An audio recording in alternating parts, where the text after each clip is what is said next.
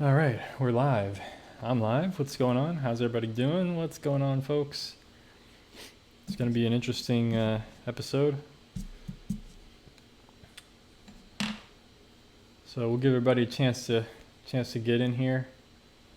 A few people here. So how's everybody doing? Where's everybody from? How's it going? How's the weekend? Weekend just started. At least where I'm at, the weekend just started. So really cool. Looks like my numbers are finally updating, so now I can actually see how many people are joining, so that's good. That's good to know. Yeah. My weekend's going interesting so far. Very interesting start. But anyway, can't win them all, right?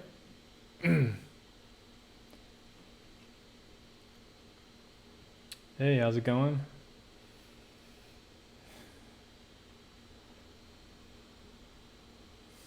All right, well, so I got some exciting news, folks. Got some exciting, not really exciting news. I got some, I just figured something out on my streaming software. So now, for anyone in the future wants to see like my reference photo while I'm painting and stuff, I can easily switch to the reference photo. Can easily switch to my webcam. So you guys can see me. Probably never need it unless I'm holding something up. But there's what I'm going to be painting today. Going to try to. It's a very simple scene. So we have the sky, which is the lightest thing. And then the clouds and the ground. Actually, the water is kind of the lightest thing as well. Second lightest thing. Then we have the ground and the clouds are kind of the midtones. And then the darks are the rocks. In the center of the painting. So that's kind of, the value broken down. It's very, very simple. So I'm going to try to keep the values pretty simple, pretty condensed like that. It's somewhat of a difficult scene, I think, just because of the values are like that. There's no light within this painting except for the sky and like on the clouds and stuff. So that's going to be challenging. Please stop spamming the chat. Please. Yeah, I appreciate it, but just relax. Yes, thank you there. Anyway, I'm going to get started on this. Pretty exciting.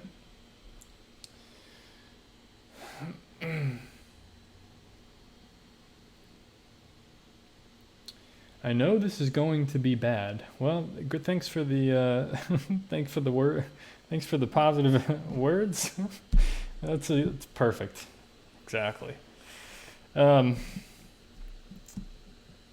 this could be a disaster. And actually, the big thing is that I'm going to be using two colors to paint. So let's go over that. Let's see what two colors should I use. So last week I used ultramarine violet deep and yellow ochre, and mixing those together kind of gave it an interesting sepia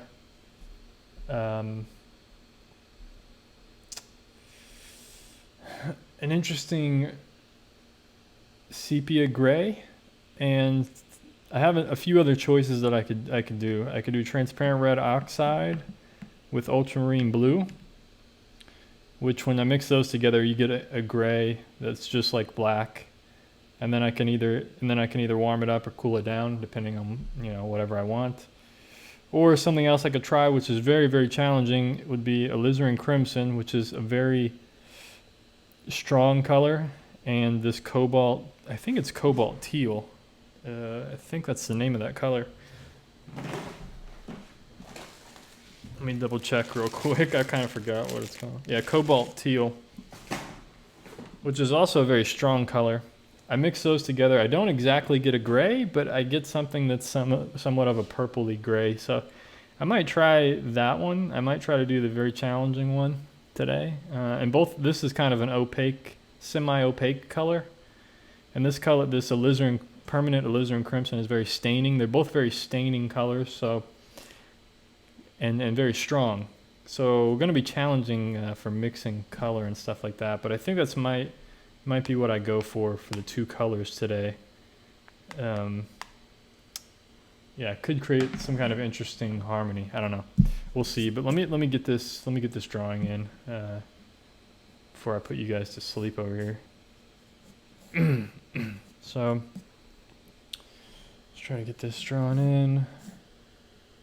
It's not the greatest composition ever, but it's not horrible. So I'm just gonna stick with what's there for the most part. You know, the reason I say that is because this kind of cuts right in half, the sky and the ground. And I thought about kind of maybe moving this up into the sky just a little bit, but you know, I don't want too much sand there. You know, I'm okay with how it is, so we'll just keep it. We'll keep it how it is. Not a big issue. Not perfect, but not that bad either. So we'll just play. We'll play with it.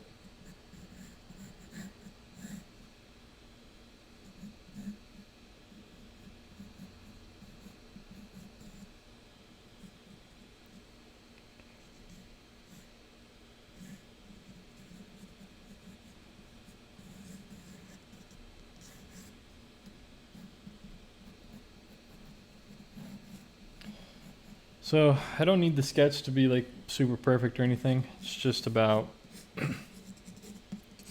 getting some things in the right placement. There's gonna be a lot of splattering up here for the foreground. As you guys saw in that reference photo, there's a lot of interesting, cool stuff happening in the foreground, all these footprints and stuff. So it'd be interesting to create a lot of texture and stuff. In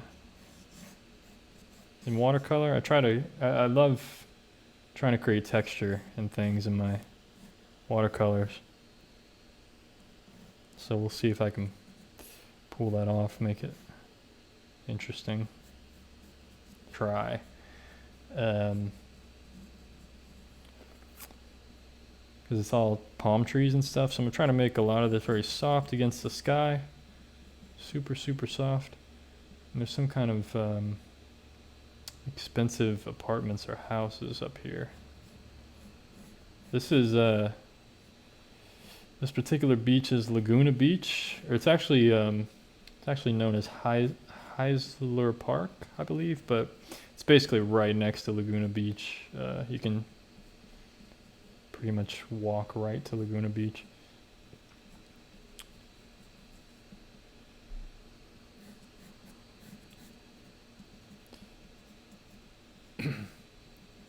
So this is a Southern California. I took this photo a few years ago when I was down there, and this was like in January, and it was so nice outside. You know, it's like 77 degrees outside. People are in the water. You know, it's like January 3rd, and there's people like swimming in the ocean. So it was crazy. My girlfriend at the time went and got in the ocean a little bit. So yeah, it's pretty crazy weather down there sometimes in Southern California. So this is all gonna be pretty dark. We know that. Line for the ocean, horizon back there. I really love the shape of the clouds here. Really cool. So I'm gonna try to keep that for the most part. Really love this big kind of cropping of cloud out here.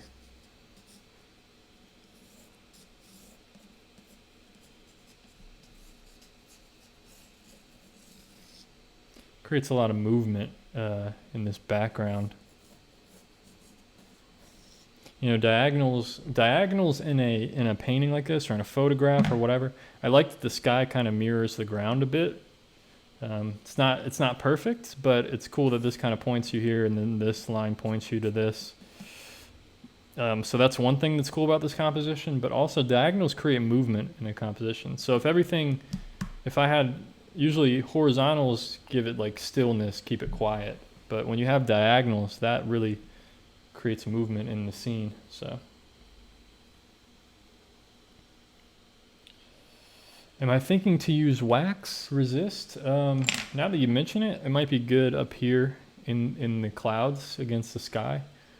Yeah, I hadn't really thought that far ahead, to be honest. So I'm gonna lighten up this clouds a bit, get some of that graphite off, so I can put some wax resist up there. But yeah, that's probably a good idea. The drawing looks incredible. Thanks, I appreciate it. It's very simple, you know. As you see, you know, it's just pretty much what's there. Nothing too crazy. But do I ever use salt or plastic wrap? I've used salt in the past on this, like in the past, like 10 years ago when I did watercolor. But I haven't recently, no. And I haven't used plastic wrap either.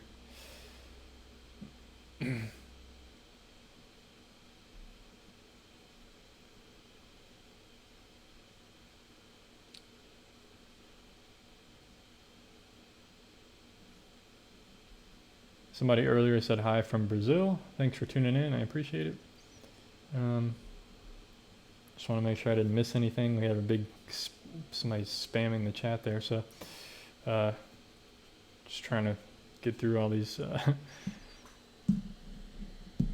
stuff.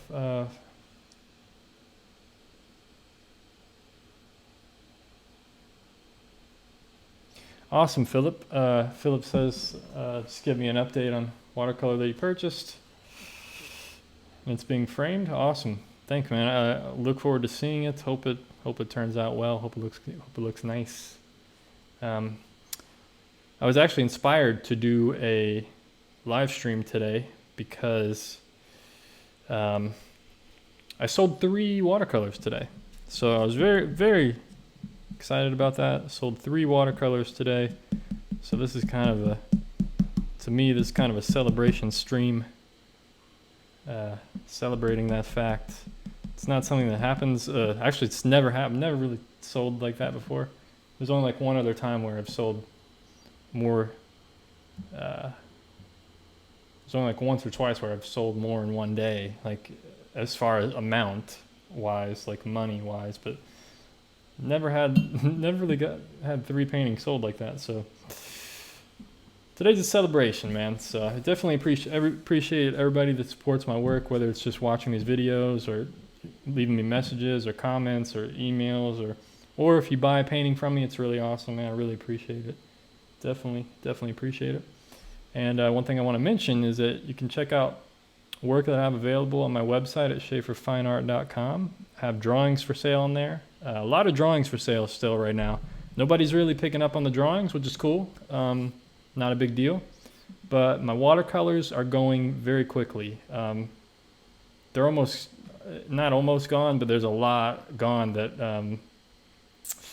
there's a lot gone. So definitely check those out, schaeferfineart.com. But actually I have a whole stack. I went through my watercolors today and I have a whole stack that I haven't put on my website yet, so I'm definitely going to do that. I'm definitely going to add those very soon. I'm going through and seeing which ones are kind of worthy of being sold or not. I do have a bunch that are kind of duds that weren't that great. So what I'm doing now is just cleaning my palette very quickly before I get into the painting. And I'm actually going to wet the 2 colors that I'm going to use. I'm using cobalt teal, as I said earlier, and I'll be using alizarin crimson. So those are the only 2 colors I'm going to be using. So this is going to be an interesting painting. I have no idea. This could be a total disaster. I hope I don't waste your time. But even if it is a disaster, it's always, it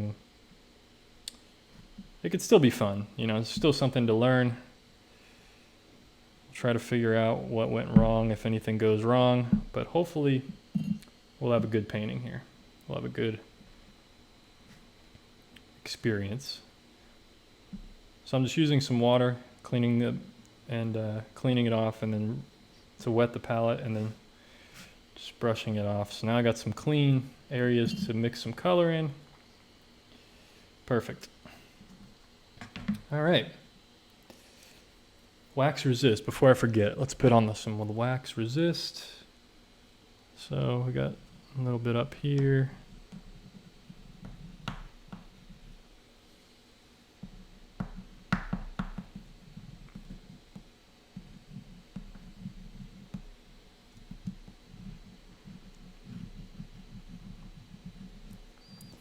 So I'm just trying to put put it on in different ways, creates a little bit of texture and stuff.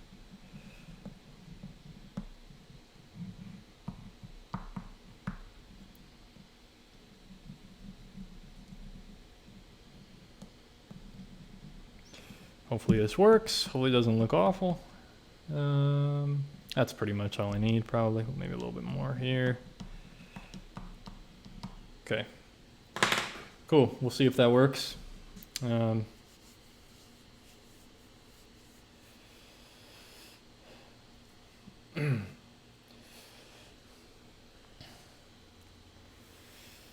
So, all right, let's try to figure out game plan here. Watercolor, you always got a plan for the most part. You know, just at least a little bit. So I'm trying to think, how much do I want blue? How much do I want red? A mixture, and also the values, and how do I want to start this thing? So probably the sky. And I think I'm going to keep the cloud shape pretty soft. So I think what I'm going to do is do a big wash over the whole sky, especially the clouds, with the clouds as well. And then once it dries a little bit, while it's still wet, I'll add some more darkness into the clouds. I'm gonna try that, I think. And then while it's still wet, I'll go with I'm gonna start out really loose at the beginning. Let's just go for it. I don't know let's just go for it. Don't have to get too crazy at the beginning. So the sky is the lightest thing. So maybe mostly blue in the sky, a little bit of alizarin crimson to gray it down slightly. This is gonna look so weird. I hope I can make this look interesting. These two colors is gonna I'm a little worried with these two colors, but let's go for it. I'm gonna wet the sky first. We'll do some wet into wet. How about that? Something I never do. So we'll wet the sky first. And then there's a little bit of blue on the brush already, so.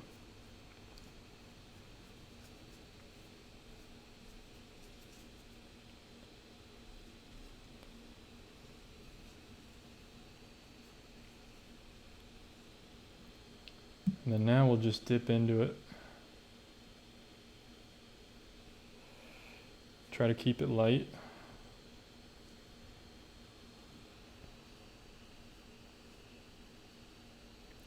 I want the sky to be the lightest thing.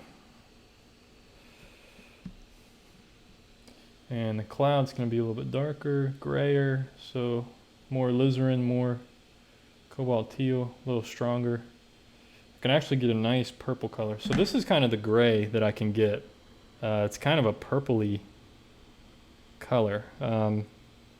So that's going to be my gray. That's what I'm just going to use as the gray. There's nothing I can really do about it. It doesn't mix into a gray, but it does look somewhat gray. So we'll roll with that. And I can keep it cooler if I want and get more blue with it, or I can get more red with it, or I can have like kind of a broken mixture.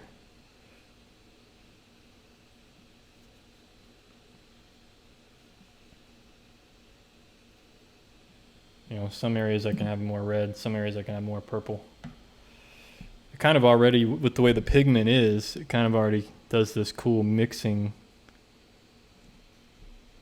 The way that it mixes is pretty interesting.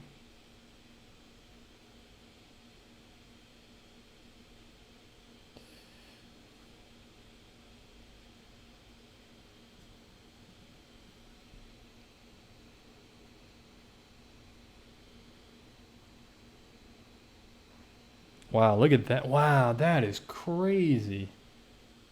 It's probably hard to see on the camera, but that is some really cool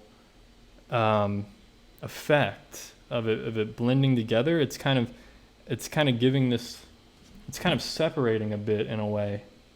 These two colors, with the way the pigments are, like the granulation or whatever. Wow, that just looks really incredible. Really cool. Yeah, it's really hard to see on the camera, but in real life, it's like, whoa, this is crazy looking. A lot of like energy, vibration, whatever you want to call it. It's very crazy. I'm gonna darken the sky just a bit. It almost looks kind of realistic so far, just because we got a blue sky, we got some purpley type of clouds. This is crazy. Okay, hopefully this will. I'm excited about this, man. Hopefully I can get to make this a good painting. I was really happy with the painting last week. That one already sold. I shipped that one out. Someone bought that one the next day. The other 2-color painting that I did. So I was very happy about that, but I was kind of sad because I really liked that painting. And the 3 that I sold today, I was very sad as well because those were some of my favorite paintings. But yeah, that's how it goes. It's definitely how it goes sometimes. Okay, so we're gonna keep. I'm gonna wet this. Slightly wet this next area. Try to get some more dark in here.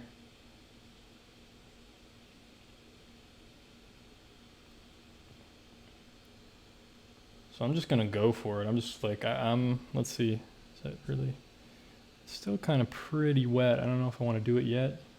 We can test it over here a little bit. I'm not gonna worry too much because it's probably gonna lighten up as the painting progresses anyway. But we'll just try to get some dark in here. Man, I love the way this is crazy. I love the way these 2 colors are blending.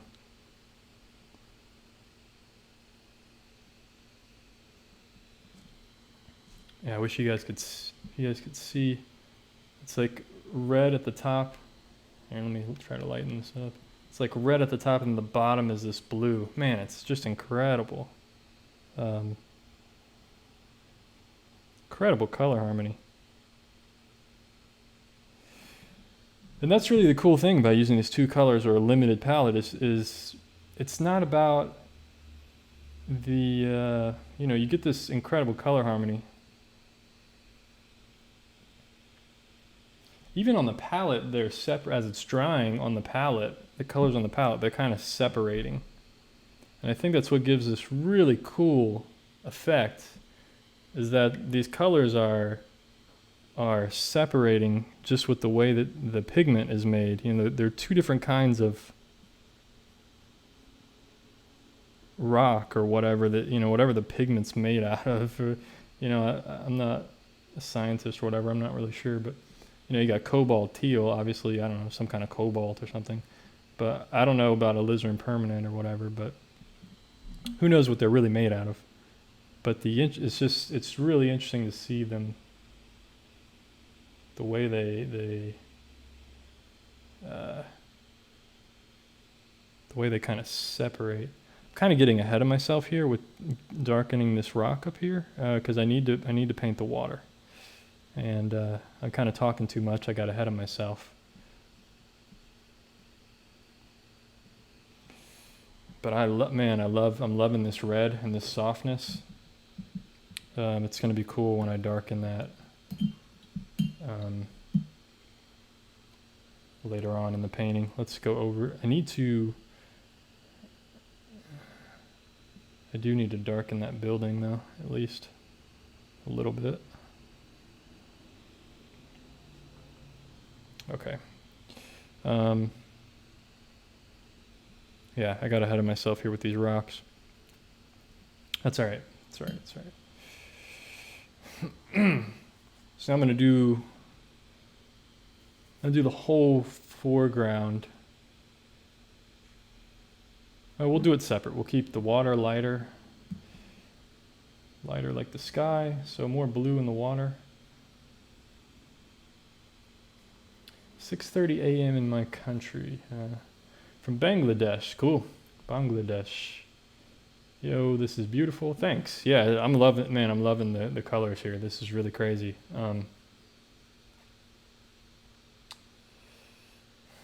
Do you choose these two colors for some reason? Yeah, I did, because usually a cyan, so this kind of turquoise cyan color and then alizarin usually make a gray.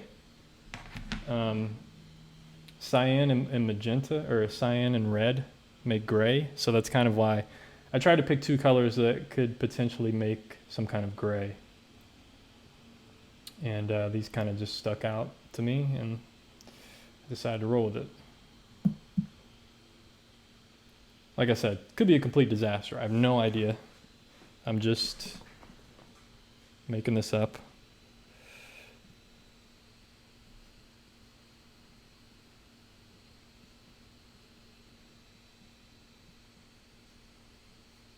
Doesn't look like there's any white in the water, so there's no white I need to preserve, so I'm okay with that.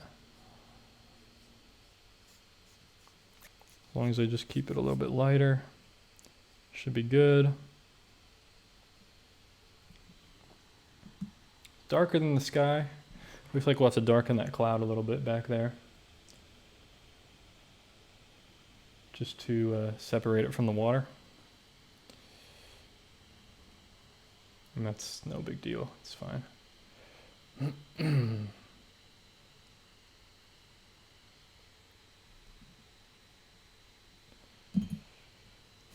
Don't want it too warm though.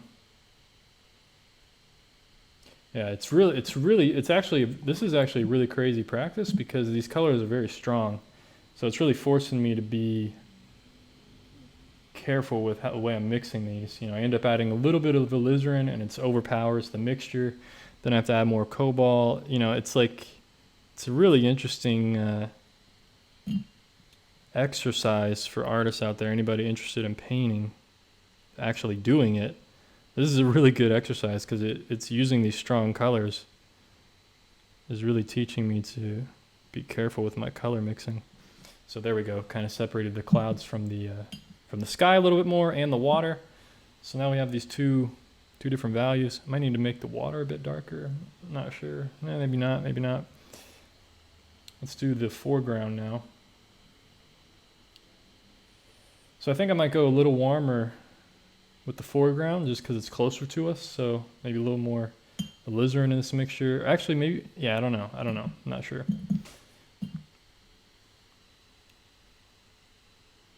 Usually the darks you want to be the warmest, but those are far away, so debating on that. Debating. We'll keep it pretty gray. Let's just try to keep it pretty neutral. We'll have a mixture of both alizarin and turquoise.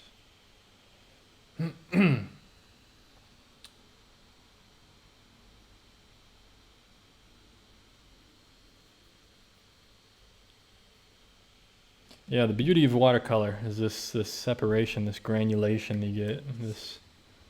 It's really hard to see it on the camera, but I mean, it's so beautiful, man. It's so beautiful. All right. Getting the next mixture here. We're going to do the foreground. Going to be pretty bold here. Using a little bit of water, a lot of water. This is the first kind of layer, so see, we're getting a nice purple there. Yeah, see, I shouldn't have done these rocks yet, but because now I'm going over them again.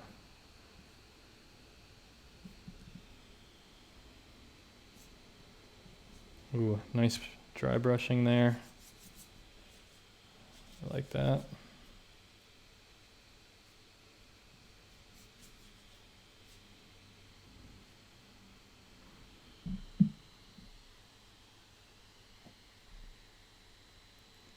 Try to get a soft edge here. Yeah, see, the colors are staining, so that hard line's kind of stayed there even though I softened it. It's pretty difficult to... These colors, that alizarin crimson is very staining. Very staining color. So once you put it down, it's kind of like, well, it's going to be there.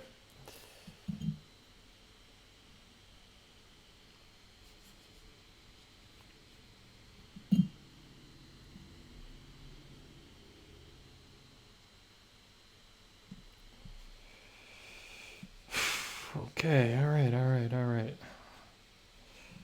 So we have the values. Looks like we're gonna hit this area with dark again. It needs to be darker, more rich. So I'm not too worried about it right now.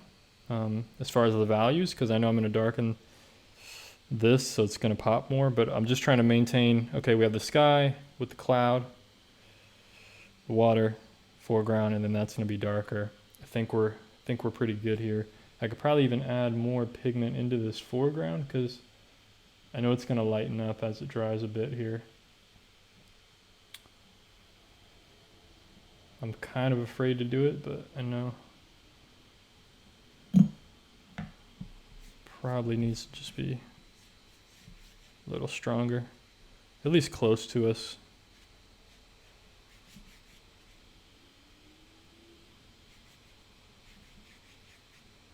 Okay, nice.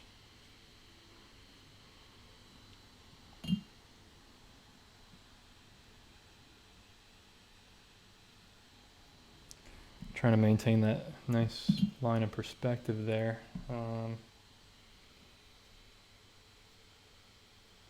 There we go. It's a bit better.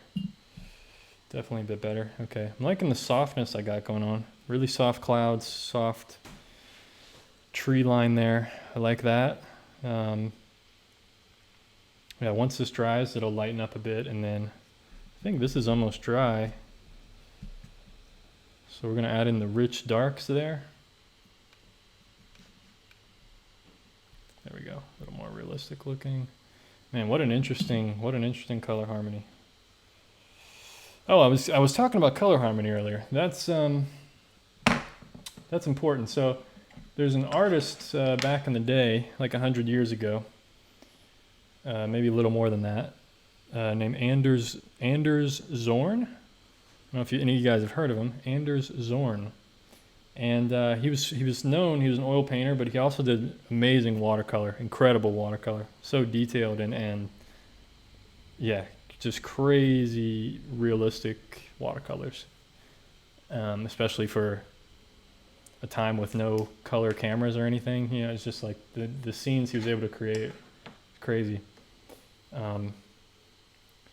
Maybe some rocks in the foreground. Yeah, I don't know. I don't want to. I probably won't be able to make it look good. So maybe in the future I'll have. There's other photos I have that have rocks, actual rocks in the foreground, but I don't have them handy.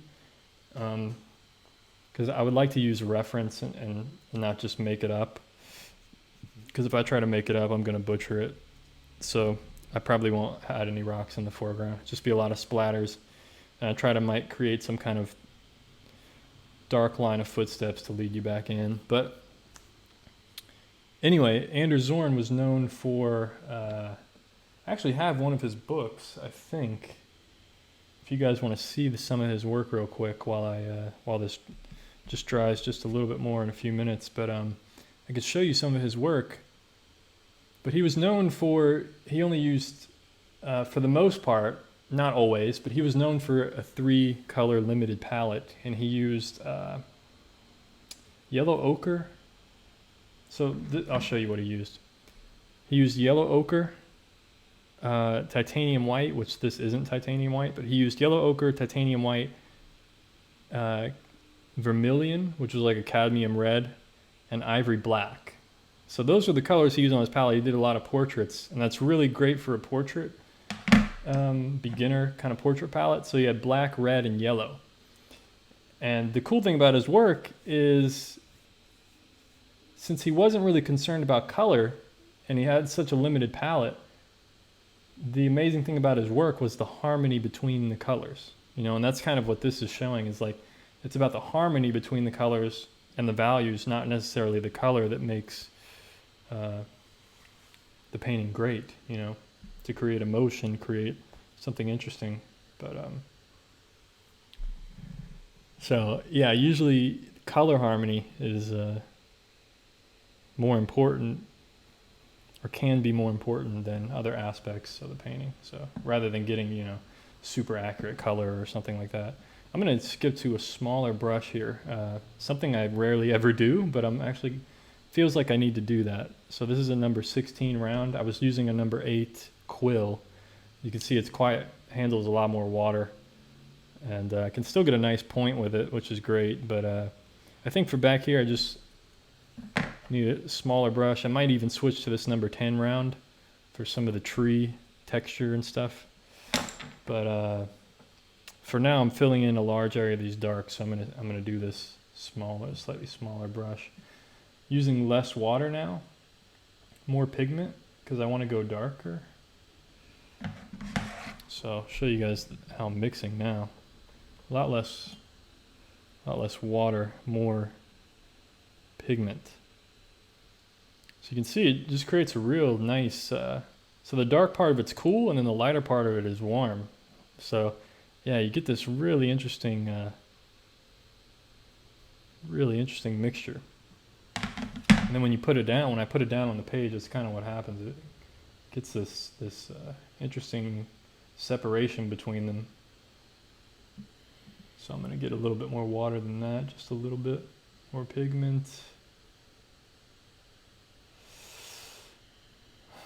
Try to create a nice, get as dark as I can. So we're not using black. I'm not using black in this to get dark. I'm using just 2 colors. Sticking with just 2 colors.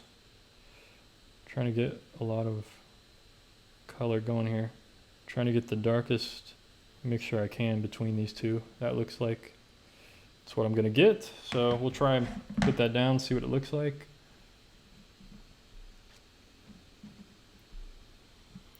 Yeah, the Zorn palette for a portrait is really awesome, and I used it for a while a few years ago while doing oil painting. It's really a great palette. Really, really great palette to use. Maybe I could make these rocks closer to us. Maybe I make those the darkest thing so that I have a little bit of distance. I don't know. I don't know. Let's try it. Let's make these a little bit darker first.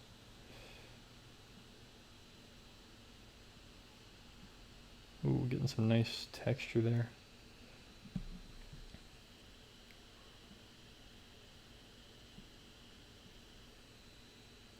Looks like there's some rocks in the water as well. So just for anybody that just tuned in, I'll show you guys real quick the photo reference. So this is what I'm working from. You know, I'm not trying to make it perfect or look exactly like it, but it's just a reference, just my reference photo. So that's what we're going with.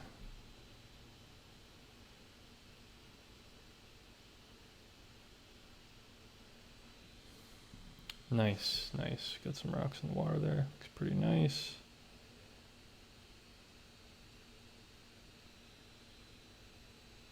Cool, cool. There are some people in this painting as well. Very, very little people way off in the distance. I might put those in eventually. Glad I darkened that foreground again. That actually worked. I think this is the darkness it should be for sure.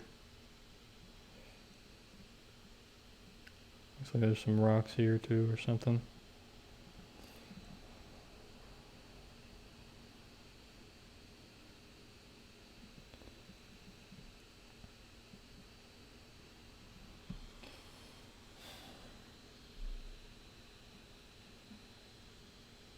So just trying to scatter some of the rocks.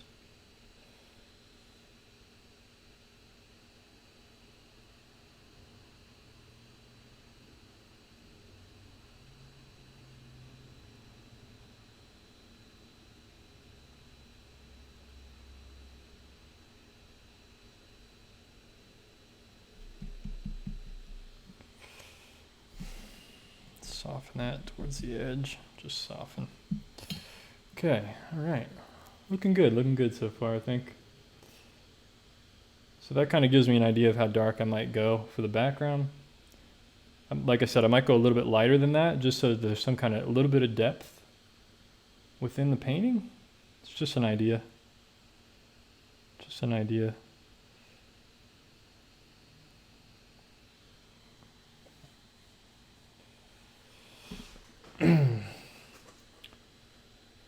So yeah, we're almost getting close to being finished here, actually. There's really not much more to do with it.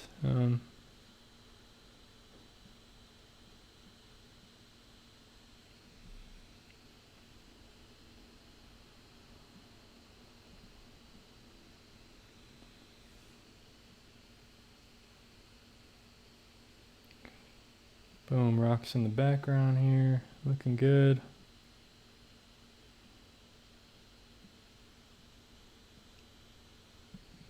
It's a line of rocks in the water. I kind of like those. Just add some of those in there. Looks cool.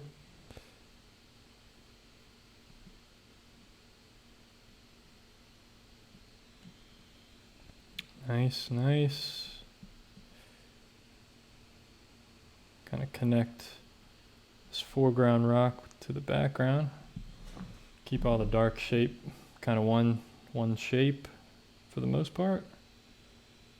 Kind of like that.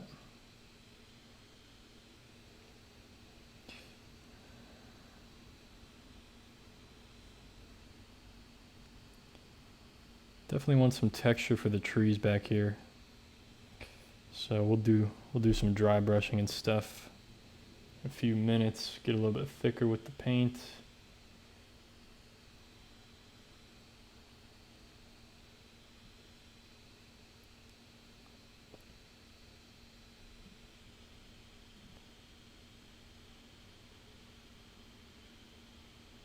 Maybe a smaller, I'll use that brush, other smaller brush.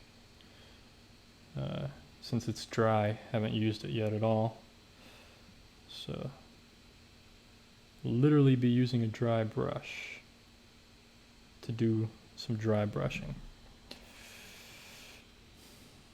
I think I'm gonna make the trees almost pure cobalt teal. I mean, I'm gonna mix a little bit of alizarin in there to darken it, but it'll be more of a cooler blue mixture rather than a purple mixture. And I've kind of done that here. It's hard to tell, but this, probably see in some kind of light. This is a bit more blue. Let me see if I can lighten this up so you guys can see. Yeah, this is definitely a bit more blue here, and this is more purpley red, violet. So really getting some cool looking colors here. But on the camera, it's wet and it's just hard, it's dark. It's just hard to tell what's happening, but really cool. All right, we're going into pure pigment almost here. So for these palm trees and stuff, you can see how thick the mixture is. Very little water at all. Basically just dipping into the pigment, wet pigment. Gonna make it a little more blue.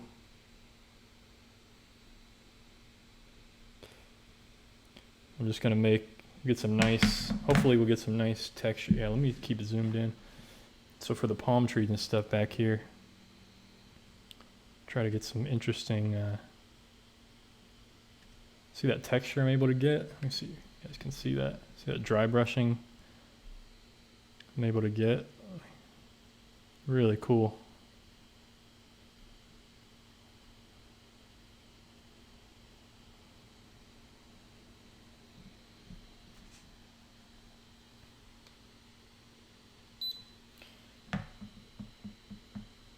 So just trying to vary the texture throughout the painting and stuff. Have some cool tree dry brushing areas and stuff. Might wet it slightly. A bit more. Just so I can get some more pigment going there.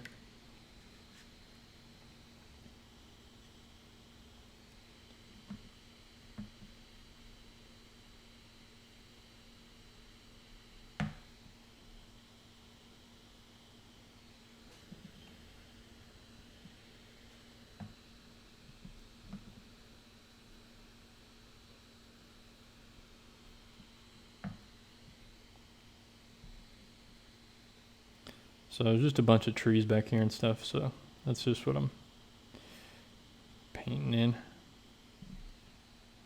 Cool. Don't get too carried away with it, but just an idea, just trying something, you know, just experimenting. We can kind of cut some of the trees back here as well. Against this building, against the back of the building. I'm always just trying to experiment, try new things, see what happens, you know, especially with when I'm doing two colors like this, might as well experiment, have some fun.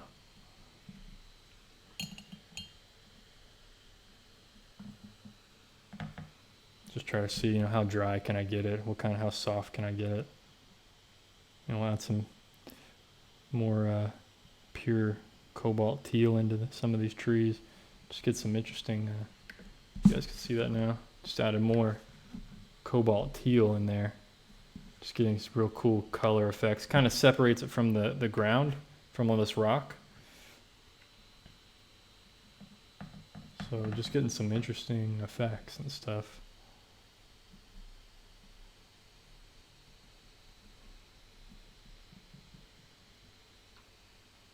Maybe put some up here as well, create another plane. So see how there's this rock kind of jetting out? If I can add some trees onto this, or just, you know, a little bit of different color there, just to show there's some kind of separation of rock.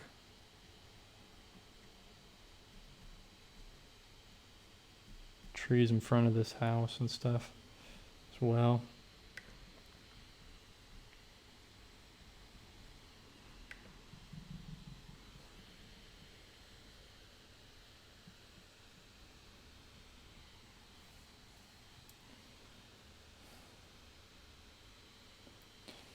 How do you avoid touching the paint? Well, I just keep my hand lifted off. You know, I don't put my hand on the page. My arm is always lifted up for the most part, or I'm very conscious to keep my hand off the paper, or I make sure it's dry. If I put my hand down, you know, just simple stuff like that. So I'm putting some like pure pigment around this focal point here. Just tree dry brushing, some bushes and stuff, because that's kind of the focal area. So kind of going over some of these trees again, so you can see the blue there really makes it pop. So I really like that. I really like that look of it, so I'm gonna go with it. Like I said, I mean, I'm just experimenting here, and it's okay if you touch the paint, it's not a big deal.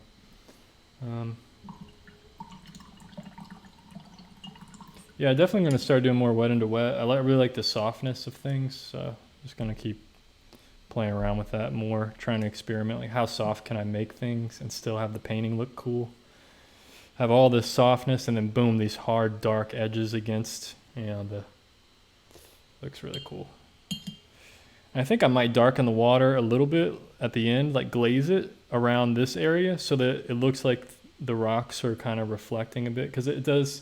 When I squint at the photo reference, if you guys look at the photo reference again, you can see the area around toward the center where the water meets the sand and the rocks. It's just a little bit darker. So I think if I have that in my painting, it'll just give a little bit more reflection, more realness to the water. So that's something I'm going to do as well, kind of glaze the water slightly here. So I got to remember to do that. So thanks for tuning in, everybody. It's going pretty well, man. This is pretty cool. Once I get this building in here, I think it'll really bring everything together and do some line work and stuff. We got a little bit more to go here. The foreground, once I put more of this foreground in. But right now I'm just working on the focal area. But real quick here, let's try to get some of these darker lines, because this is going to make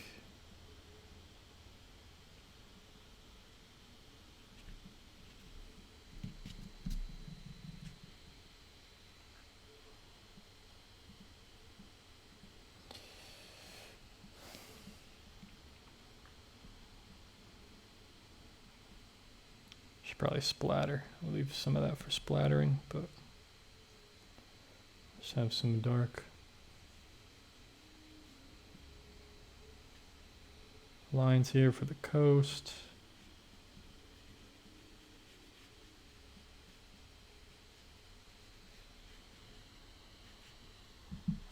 Nice, nice, nice. Okay.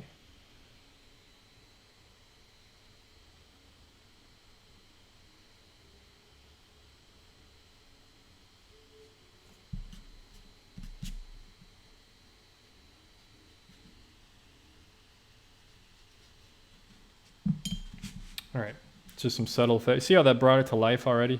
Just by adding the little tiny stuff there. So once I add more stuff in the foreground, it's gonna bring it to life, and especially once I get that building in the background, I just need to add some of the windows and stuff. But I'm gonna be pretty loose about it. Try to do some more dry brushing or something, or a little bit of dry.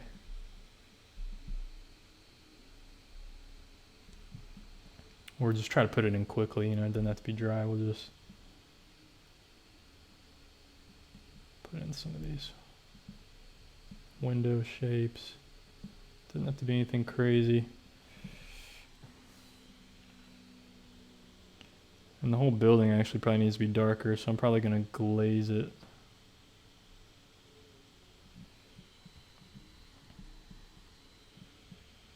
Looks like the bottom of it. Yeah, let's just glaze it real quick. Let's see. And then we can go back, darken up the windows again. But it just needs to be a darker shape right now. There we go. That kind of fits it in. Fits in more into the overall shape, value-wise. All right. Add the windows, and then let's work on the foreground now while that dries. I'll add some of the window shapes just so we get some dark shapes in there, or soft shapes in there for now. Then I can go back, and if I need to touch them up again or something, then I can do that.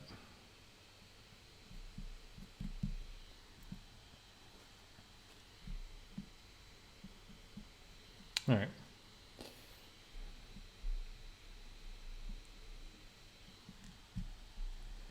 I just don't want to be too detailed back there, you know, because it's... There we go. Okay. All right. Let me go back to my big brush, because I know how to splatter with this big brush, so I know what kind of effects it's going to create.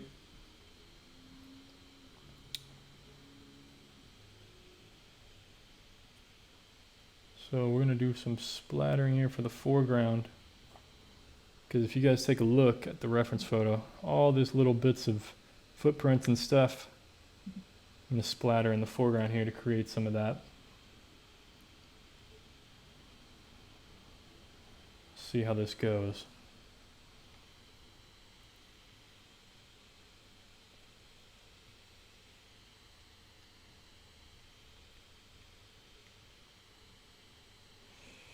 Just get a little crazy with it, why not? It's pretty cool looking. Then what I can do is, you know, we can turn some of these into little bigger spots and things, and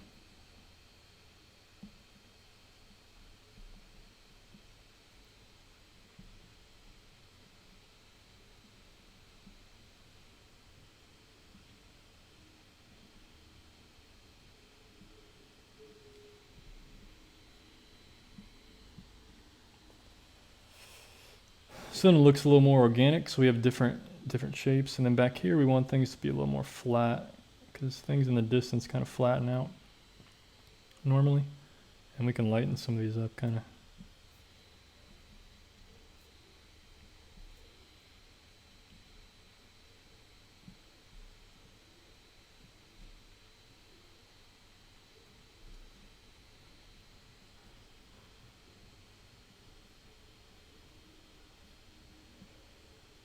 Create some light lines here every now and then. You know, just a little bit of variety. We don't want it too chaotic, but we just want some kind of, you know, rhythm going on of something here.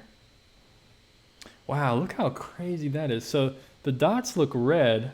This is really cool. I don't know if I can capture on the camera, but the dots look red. But then if I use a clean brush, let me see if I can capture it. As soon as I use a clean brush and take one of these dots off, it's blue underneath. That just shows the separation of these colors. Really interesting. This is Laguna Beach, Heisler Park. We went to it a few years ago, remember? It was like January when I went and visited down there.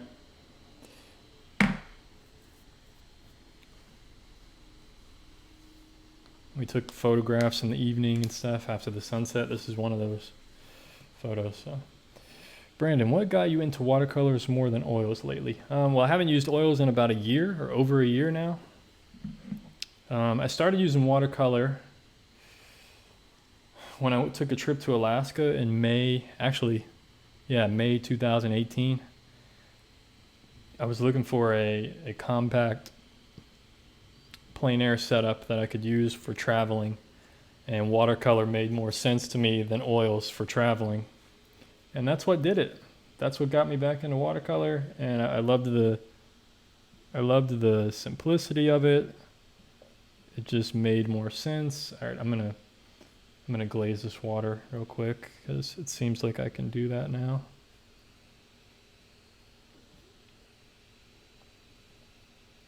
Yeah, watercolors just make way more sense, and it's kind of cheaper. Everything about it just makes sense. You know, I love doing plein air now, and I haven't done it in a while actually, but I love doing plein air when I do it, and I want to travel more in my life and paint my travels, and it's way more compact. It's quick. It's minimal cleanup. There's no chemicals. It's cheaper. The materials are easier to use, cheaper. You know, it's easier to ship to people when they buy my paintings. It just all of it. It all makes way more sense. It all makes way more sense. It's definitely more difficult to use, and I that's another part that I like. I like the challenge. I like the challenge of the medium that I get. You know, I got pretty good with oils. You know, I was able to do pretty detailed portraits and stuff. And I'm not saying I was a master or anything, but you know, I just I don't know. Watercolor just kind of spoke to me, and I just went with it. So.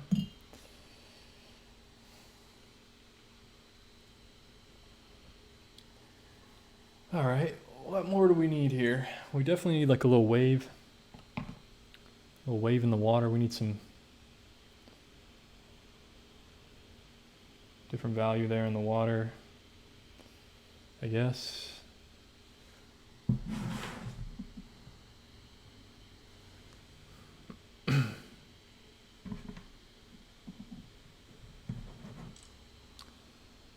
And yeah, so we'll just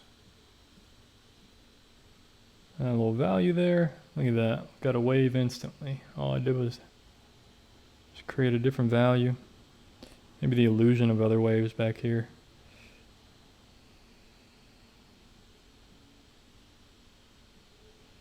And maybe we'll add some slightly darker lines here and stuff in the water.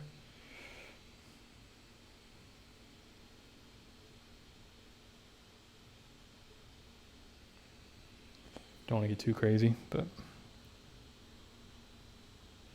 too late.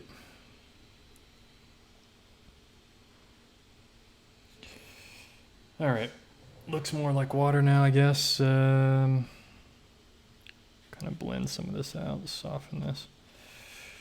Yeah, working with that alizarin is very difficult. It's very staining. All right, that's pretty much dry back there. So now we're gonna add some dark windows back there.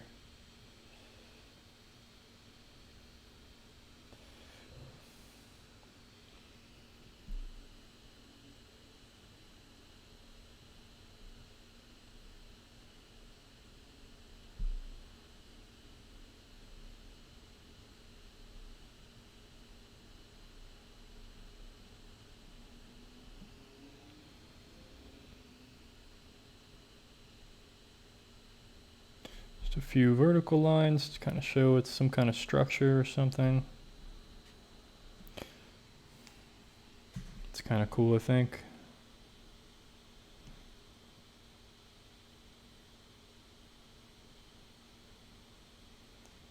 Yeah, don't need to get too detailed with it, but that kind of shows that it's some kind of building, I guess.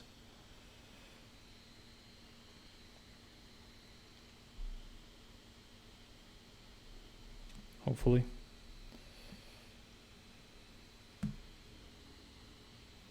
Nice. Nice little bit of alizarin there. It's kind of an accident, but it's actually really nice against the cobalt teal there. So you have the really strong colors right around this area. Pretty cool. Wow, thank you for the, thanks for the €5, I believe that is. You deserve way more. Thank you for the knowledge you provided us all these years. Appreciate it, man. Thank you so much. Thank you so much for that. Really appreciate it. You guys are awesome. Glad I've been able to help you guys out in any way. I almost feel like the foreground needs to be a slight bit darker. What do you guys think? Should I glaze it just slightly? Or maybe just back here I think needs to be a bit darker. I don't know, it's too harsh right there, so I think I need just a bit of it needs something. It needs a glazing of some sort back there, just to kind of soften that edge.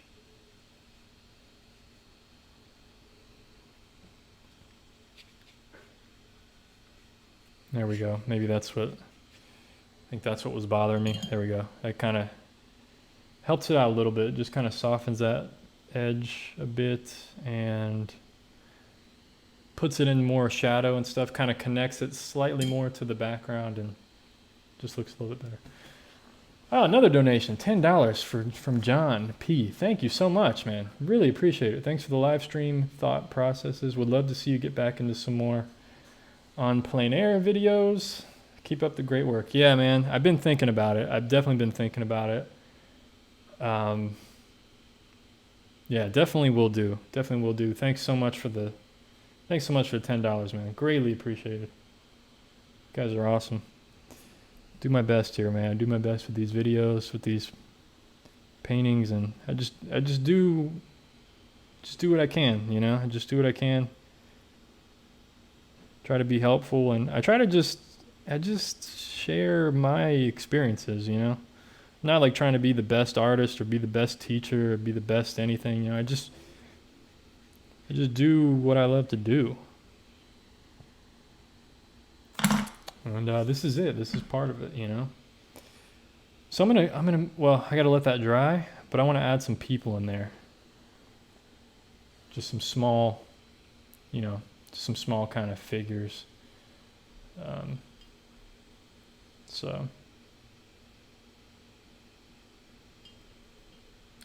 Looks like my video is kind of dying here. Hope it's okay over there, folks. Hope everything's going all right. I apologize.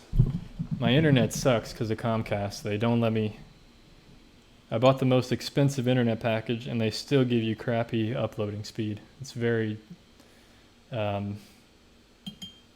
depressing for me.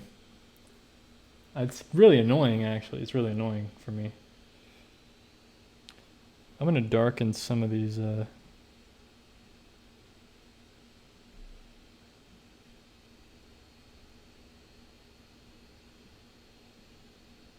areas and things, these splatters.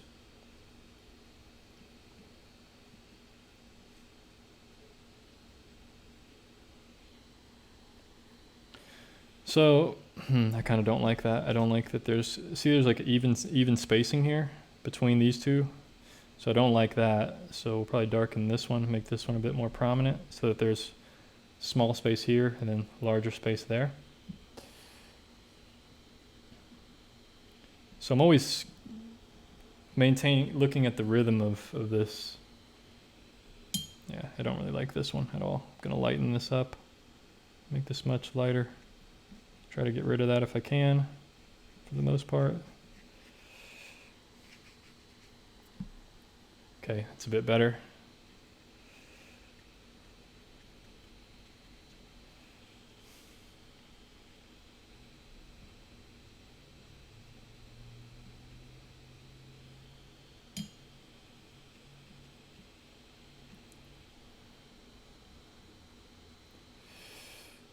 Thank you, Kashika.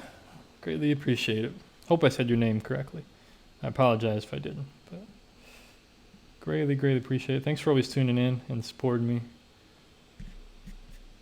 I definitely remember you. See you around all the time on these streams, so greatly appreciate it.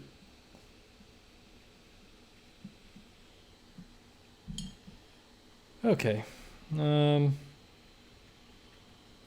see. Okay, this is pretty dry back here now, so we're gonna create some figures, or the illusion of some kind of figures just standing back there. Is there a one color masterpiece? Yeah, I mean, you can use just one color. I thought about doing that actually here soon, doing a monochrome. Just using like, maybe starting out with just doing black and then maybe go into like a transparent red oxide painting would be really cool. It's a beautiful color. Really transparent, obviously. So you get some really great color with that. Yellow ochre would be a cool painting as well. So yeah, that might be something I try actually. So we're just gonna put just some vertical lines basically is.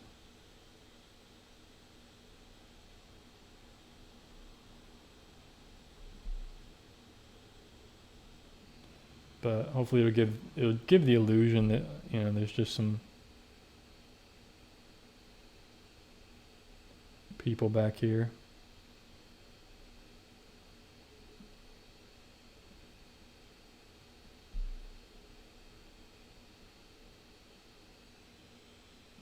Hopefully, anyway.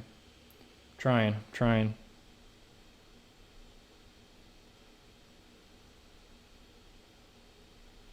to give them heads or something, you know. It's so little, it's hard to make it look, I mean, it kind of looks like it now, I think, looking at the overall painting. I want to soften the bottom of them, though. That's what I forgot to do. Kind of want to keep the bottom. Oh, man, I ruined it. These colors are so staining. Keeps it on my brush. It's really difficult to work with, so that's the lesson I learned today. These staining colors, very challenging.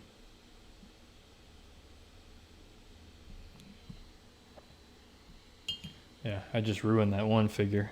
Just kind of,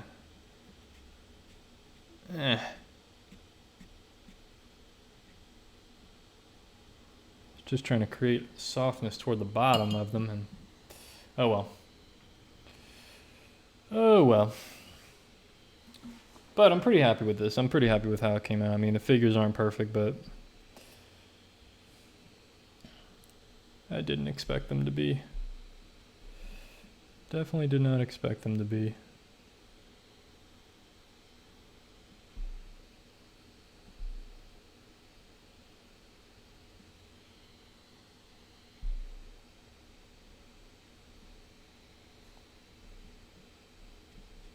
It didn't even look like a figure.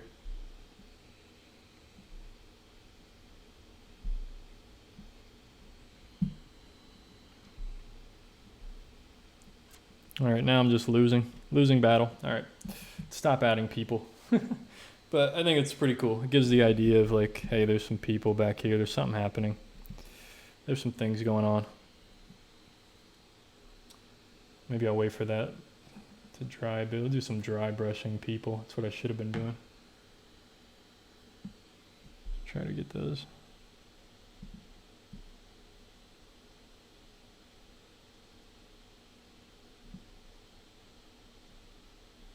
Try to get some kind of arm shape or something.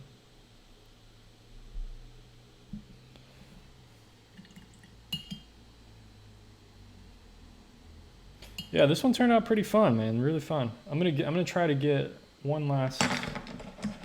I want some more rich, darker splatters just in the foreground slightly. So I'm gonna try that. Try to get some more rich,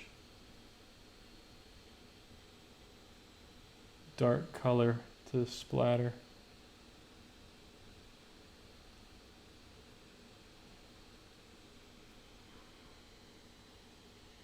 see if I can do this. There we go. Just to, so if there's a value difference in some of these splatters. I tend to go overboard with the splattering, but I really love it. Just, it gives great texture to the painting. And I love texture. I'm gonna splatter a little bit up in the trees, just in the top. Okay, I wanna be careful because I don't wanna splatter the sky.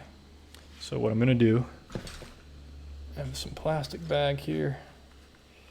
Cover up the sky. I just wanna splatter right around the trees.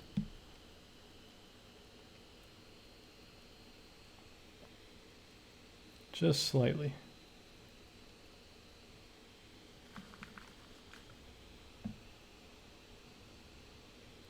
Okay, cool. Kind of messed up a little bit there. I always forget to do that. I always forget to protect the sky. But, do you happen to have, okay, I got some questions here. Let's see what's going on. You have any shows coming up where we can see your work? I do not, no. The only place currently to see my work is on my website, shaverfineart.com. You can see some photos on there. My Instagram, my Facebook, any of my social media, you can see my images. But yeah, in person right now, I don't have any shows or anything. Never really had a show for all my work. I've been in shows where I showed like one painting at a time or something, but it was part of a larger show. But very, very local stuff. Thanks for these live streams. No problem. Thanks for tuning in. Thanks for always watching. John asked, do you happen to have a couple basic tips for landscape painting? Thanks. Yeah, actually, the important thing to pay attention to is the value structure. So the sky compared to the ground, compared to the mountains, compared to trees. Trees are usually the darkest thing within a landscape. So you have the sky usually is the lightest. Then you have the ground, which is the second lightest. This is all very general. It's not always the case, but snow, if there's snow in the scene, the snow is the lightest. But if there's no snow, then sky is the lightest, then the ground's the second lightest, and then the hills or mountains are going to be the third lightest, and then the uprights, the verticals, the trees, things that are vertical that aren't catching as much light are going to be the darkest thing.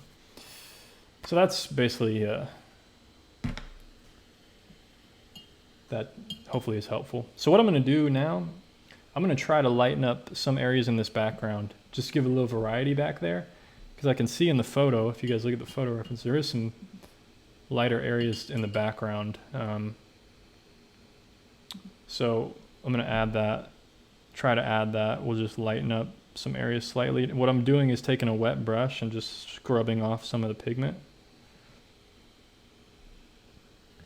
Just in a few slight areas. So like where this rock is jutting out, I'm going to separate this rock a little bit from the rest of that other shape. You know, from this whole big shape. So something like that. You know, I don't want to get too crazy lighten things up, but just a little bit here and there. It just needed a little more variety. I felt, you know.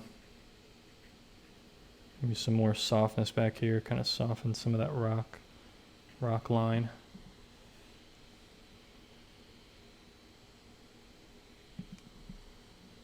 So this is a perfect example. This is how this stuff separates. You got alizarin in the middle, and then around the edges is, doesn't that look beautiful? Isn't that crazy? How that separates, these two colors separate. So that's kind of how this painting has been. That's how it kind of separates. Really crazy. You know, I can even create a little bit of dimension here as well if I lighten up one little area there. Just going to create a little bit of a dimension. Kind of show overlapping rock.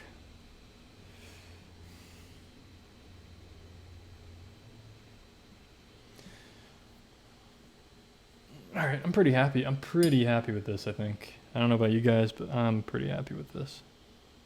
This came out really great. way better than I thought it was going to be, actually. I'm always really worried when I do a watercolor on camera. I'm always afraid that it's going to turn out horribly. Sometimes it happens, but I'm pretty happy with this one overall.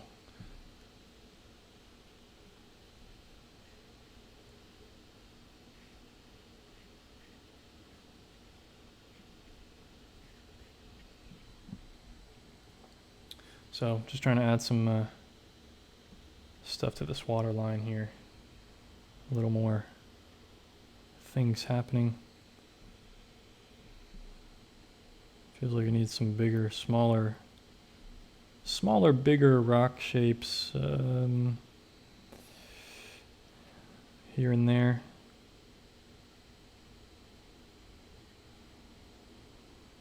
Okay, don't want to overdo it, but I think that gives the idea. Kind of like the freshness of this one. Looks pretty cool.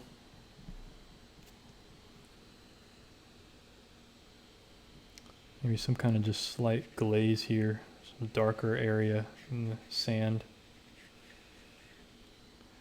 It's pretty nice. That's pretty nice. Works pretty well.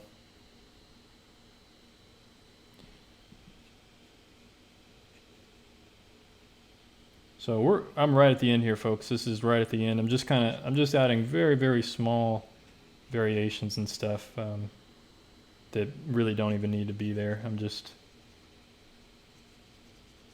having too much fun now. But yeah, this is where I need to put the brush down because I'm happy with this. The only thing that makes me sad is that one big dot there in the sky, but if I mess with it, it'll make it worse. But yeah, this one came out really cool. It's actually, I'm gonna take the tape off now. And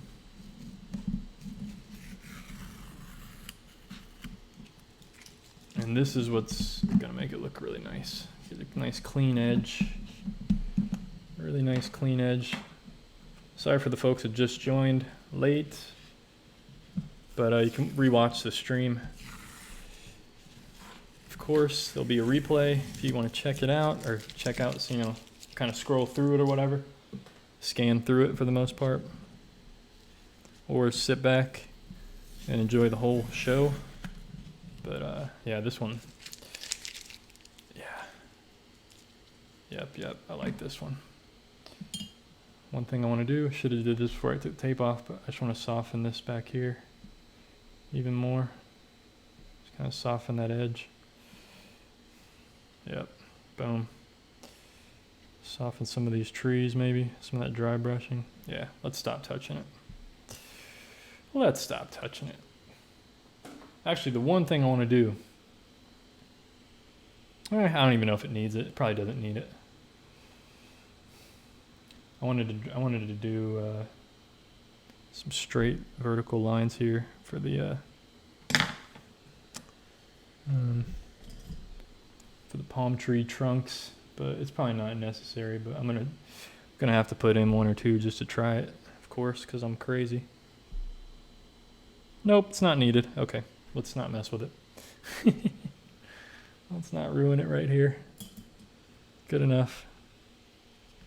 That gives the idea of trees back there. I think it works. Or it looks like fun firework explosions or something, so that's cool.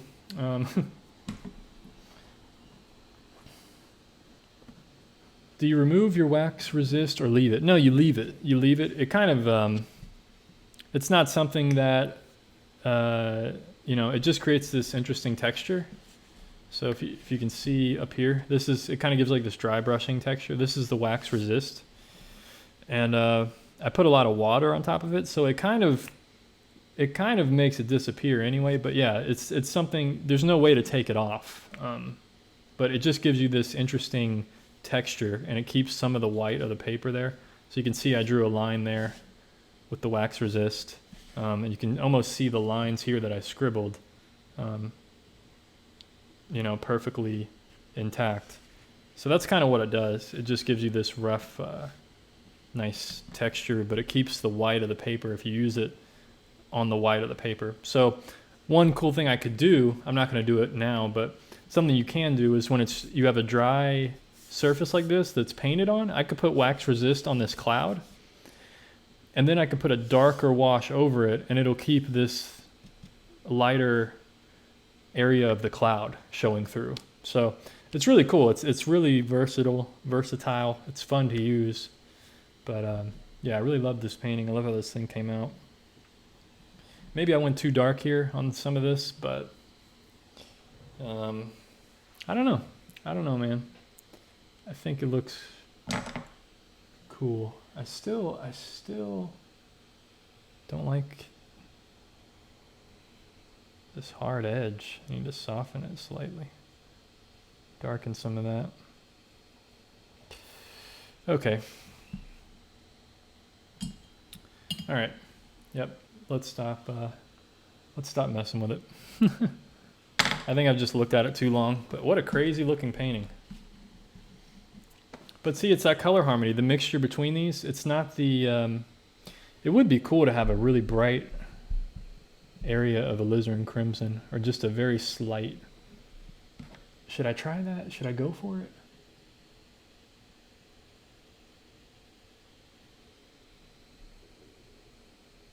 Oh, it's too crazy. It's too crazy if I do that, I think. But of course, I'm still trying it, but.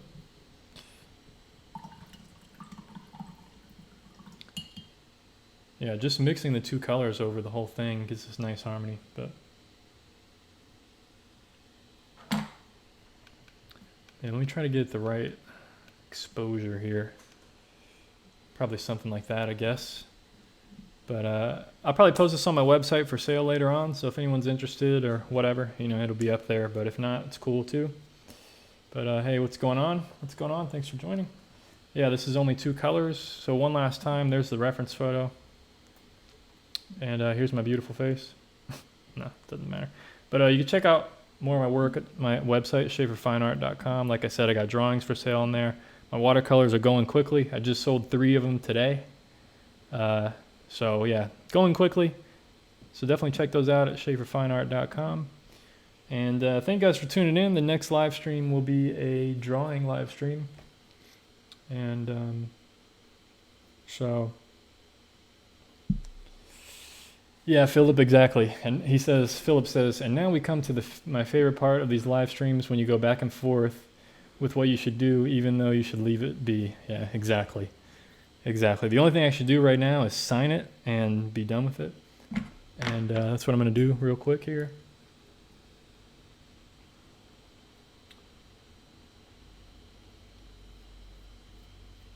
So I've signed my paintings a few different ways in the past, and actually a few different of these paintings. I've signed like B.Schaefer, and I just signed a bunch of paintings today where I only signed my initials. I just used B.A.S.